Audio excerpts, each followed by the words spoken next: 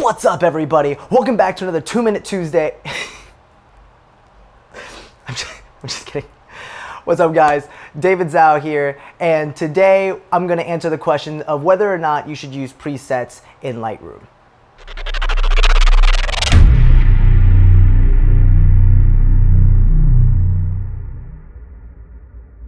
Long story short, yes, presets can be tremendously useful, but there are shortcomings to it. But I'm going to give you two big reasons as to why you should use presets in Lightroom.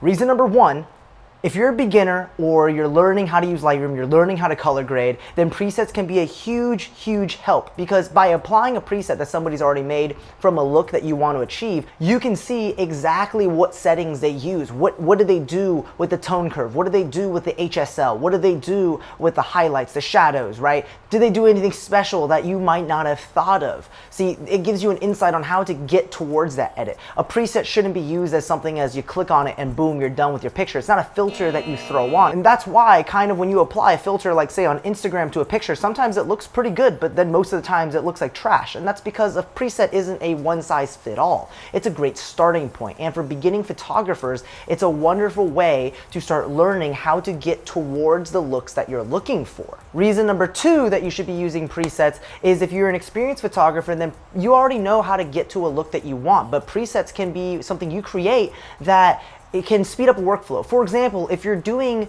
graduation photos and you're doing them in the same spots, like for example, I'm doing a lot of graduation photos for University of South Florida graduates, and the pictures are usually taken in the same location. So the edits I apply to almost every single one of those shoots are very similar. So if you have presets, not only one, do you make it more efficient, you can get through pictures faster, decreasing the amount of time you have to spend on editing, and you can go out and shoot more. But two, you keep the look of your photos consistent, which is pretty important, because if someone's hiring you because of the previous work they saw you do, they probably want something similar to that.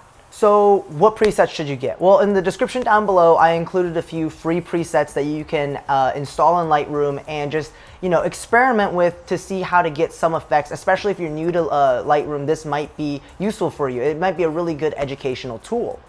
But as I said earlier, presets aren't one size fits all. So when you do throw on that preset, you're going to want to play with some things. Some presets were made for pictures that were properly exposed. Some presets were made for pictures that were really brightly exposed or, underexposed. So right after you apply a preset, if it doesn't look the way you want it to and it looks off, if it's too dark, too bright, change the sliders, move the exposure slider. If it's too warm or too cool, then drag the temperature slider.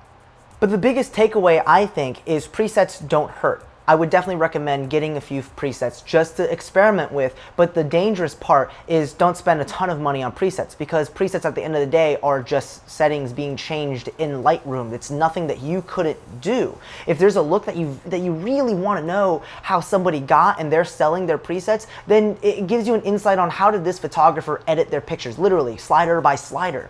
But you don't need to spend hundreds and hundreds of dollars buying hundreds of presets. If you spend $20, $30 here or there buying presets to pick up new knowledge, how do they get the teal and orange look? How do they get the selective color look? You can look at those preset settings and you can figure out, oh, so these sliders control this, this is how I do this. And in the future, you won't be using those presets as much. More than likely, you'll be creating your own presets and applying them to your own photos, because you know what look you personally want.